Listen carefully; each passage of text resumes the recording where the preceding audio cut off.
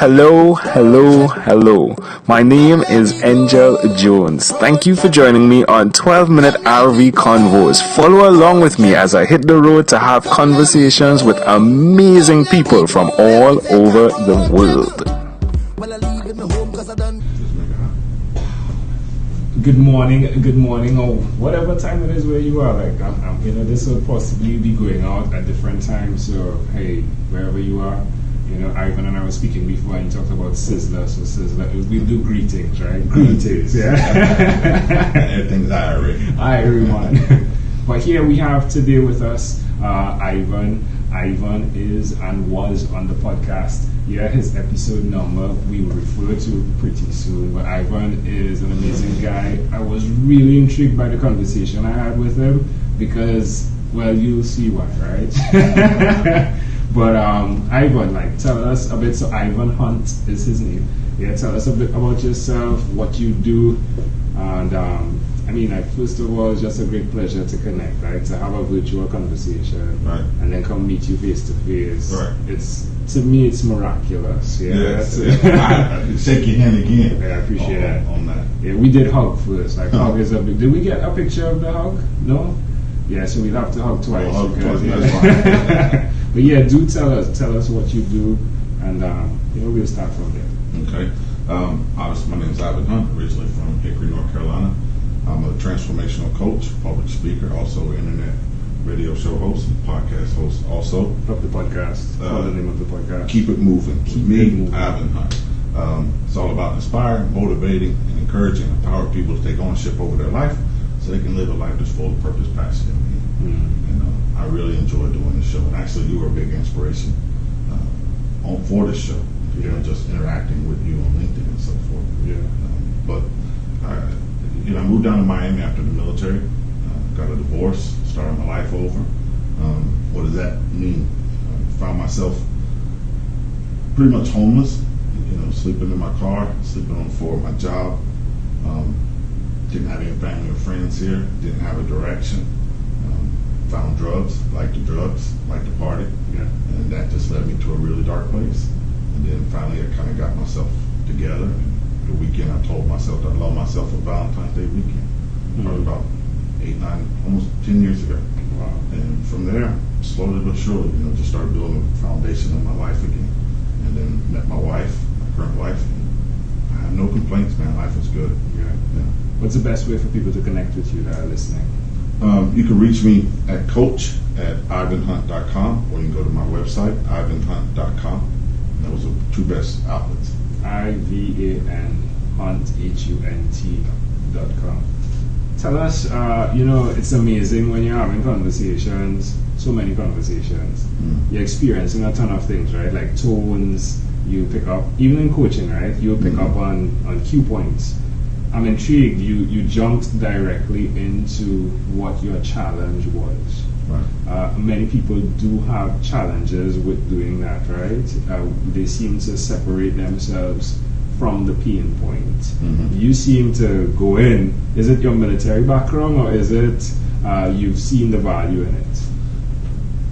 Probably seen the value in it.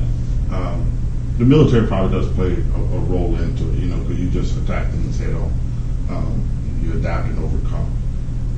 I just embraced that part of me. I understand that it's what has made me.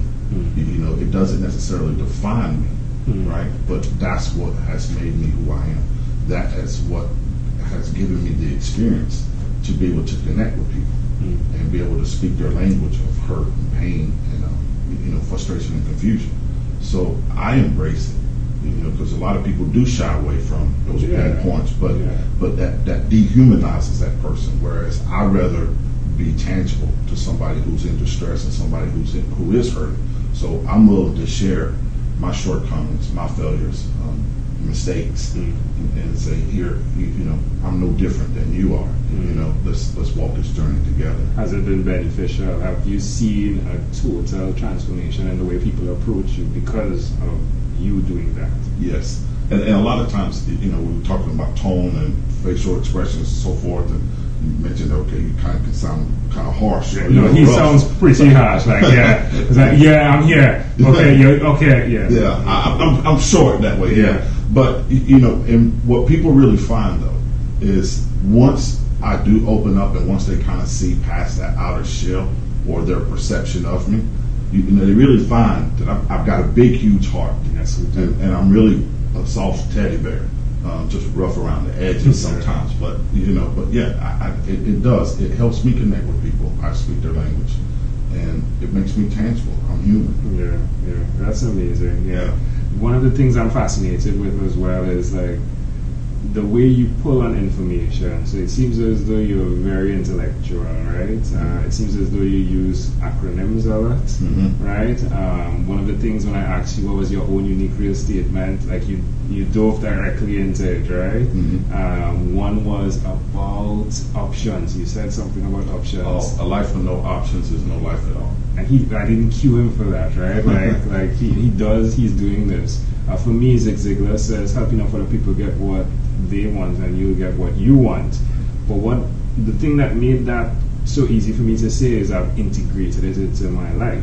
Yes. Have you done that with options? Absolutely.